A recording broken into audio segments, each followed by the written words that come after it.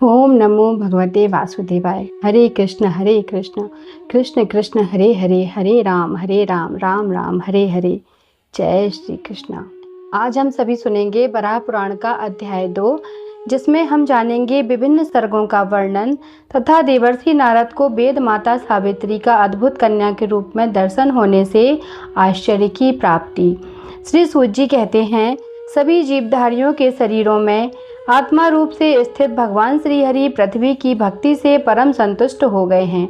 उन्होंने वराह रूप धारण करके पृथ्वी को अपनी योग माया का दर्शन कराया है और फिर उसी रूप में स्थित रह के बोले, सुश्रेणी, तुम्हारा प्रश्न यद्यपि बहुत कठिन है एवं यह पुरातन इतिहास का विषय है, तथापि मैं सभी शास्त्रों से सम्मत इस विषय का प्रतिपादन करता हूँ। हे पृथ्वी देवी, साधारणतः सभी पुराणों में यह प्रसंग आया है। भगवान वराह ने कहा, सर्ग, प्रतिसर्ग, वंश, मनवंतर और वंशानुचरित, जहाँ ये 5 लक्षण विद्यमान हों उसे पुराण समझना चाहिए। वरान ने, पुराणों में सर्ग अर्थात सृष्टि का स्थान प्रथम है, अतः मैं पहले उसी का वर्णन करता हूँ। इसके आरंभ से ही देवताओं और राजाओं के चरित्र का ज्ञान होता है। परमात्मा सनातन है, उनका कभी किसी काल में नाश नहीं होता है।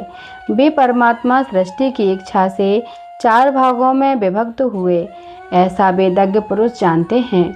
सृष्टि के आदिकाल में सर्वप्रथम परमात्मा से अहं तत्व, फिर आकाश आदि 5 महाभूत उत्पन्न हुए। उसके पश्चात महतत्व प्रकट हुआ और फिर अणुरूपा प्रकृति और इसके बाद समष्टि बुद्धि का प्रादुर्भाव हुआ।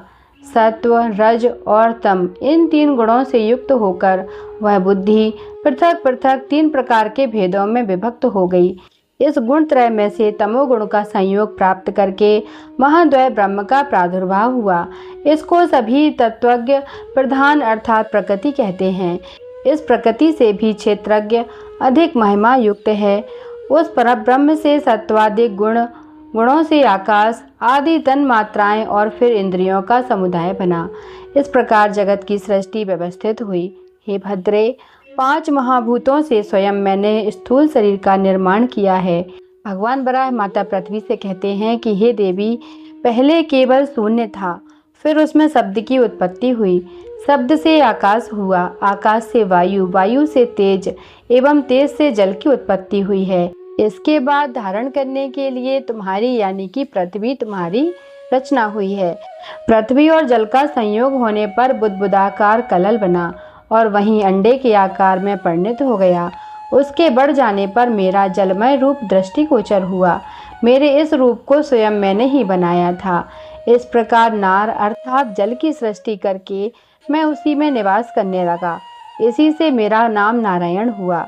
वर्तमान कल्प के समान ही मैं प्रत्येक कल्प में जल में शयन करता हूँ और मेरे सोते समय सदैव मेरी नाभि से इसी प्रकार कमल उत्पन्न होता है, जैसा कि आज तुम देख रही हो।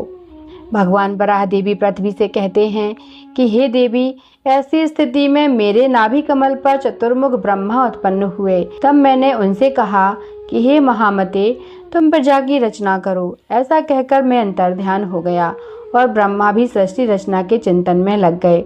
हे वसुंधरे, इस प्रकार चिंतन करते हुए ब्रह्मा को जब कोई मार्ग नहीं सूझ पड़ा, तो फिर उन अव्यक्त जन्मा के मन में क्रोध उत्पन्न हुआ। उनके इस क्रोध के परिणाम स्वरूप एक बालक का प्रादुर्भाव हुआ। जब उस बालक ने रोना प्रारंभ किया, तब अव्यक्त रूप से ब्रह्मा ने उसे रोने से मना कर दिया। इस पर उस बालक ने कहा, मेरा नाम तो बता दीजिए। तब ब्रह्मा ने रोने के कारण उसका नाम रखा रुद्र। सुबह उस बालक से भी ब्रह्मा जी ने कहा, लोकों की रचना करो। परंतु इस कार्य में अपने को असमर्थ जानकर उस बालक ने जल में निमग्न होकर तप करने का निश्चय कर लिया। उस रुद्र नामक बालक के तपस्या के लिए जल में निमग्न हो जाने पर ब्रह्मा ने फिर दूसरे प्रजापति को उत्पन्न किया। दाहिने अंगूठे से उन्होंने प्रजापति की तथा बाएं अंगूठे से प्रजापति के लिए पत्नी की सृष्टि की। प्रजापति ने उस स्त्री से स्वयंभू मनु को उत्पन्न किया। इस प्रकार पूर्व काल में ब्रह्मा ने स्वयंभू मनु के द्वारा प्रजाओं की वृद्धि की। माता पृथ्वी भगवान वराह से कहती हैं कि हे देवेश्वर, आपने जो प्रथम पृथ्वी का निर्माण किया, जिसका विस्तार किया, उसका आप मुझसे वर्णन करिए। तथा नारायण ब्रह्मा रूप से कैसे विख्यात हुए, मुझे यह सब भी बतलाने की कृपा करिए। भगवान बराह कहते हैं कि हे देवी पृथ्वी, नारायण ने ब्रह्मा रूप से जिस प्रकार प्रजाओं की सृष्टि की उसे मैं विस्तृत रूप से कहता हूँ, सुनो। हे सुबह, पिछले कल्प का अंत हो जाने पर रात्रि व्याप्त हो गई। भगवान श्री हरि उस समय सो गए। प्राणों का नितांत अभाव हो गया। फिर जगने पर उनको यह जगह शून्य दिखाई पड़ा। भगवान नारायण दूसरों के लिए अचिंत्य हैं। वे पूर्वजों के भी पूर्वज, ब्रह्म स्वरूप, अनादि और सबके सृष्टा हैं। ब्रह्मा का रूप धारण करने वाले वे परम प्रभु, जगत की उत्पत्ति और प्रलय करता हैं। उन नारायण के विषय में यह श्लोक कहा जाता है, आपो नारा इति प्रोक्ता, आपो वे नरसूनवः, अयनम तस्यतः पूर्वं ततो नारायण स्मृता।